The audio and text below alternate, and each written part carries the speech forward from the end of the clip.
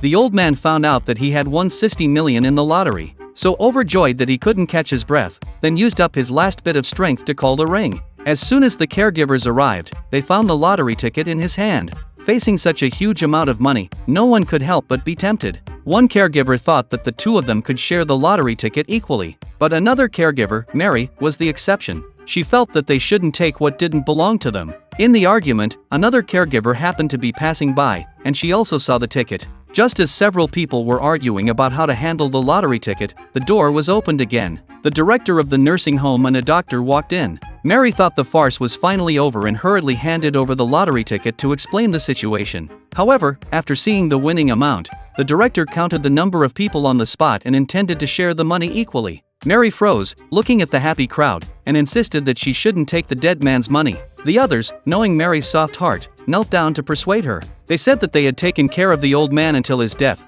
and his children had never come to see him, and that the nursing home was obviously more entitled to the money. With all the persuasion, Mary was unable to hold the line. Mary followed her colleagues to collect the prize, and these money allowed her to escape from a life of poverty and begin to live freely. But a year later, she suddenly received the bad news that the director who had shared the money with her back then had passed away. The method of his death was very strange. He had been crushed to pulp by a yacht while out at sea, and the man who drove it had the same name as the old man who had died. One of the caregiver thought that the prize money had been cursed, and that bad luck would befall them one after another. Mary, however, persuaded her not to think too much about it, and thought that the same name was normal. At this point, the woman pulled her own hair, and it turned out that she had terminal cancer. It seemed to be the lottery's punishment for them.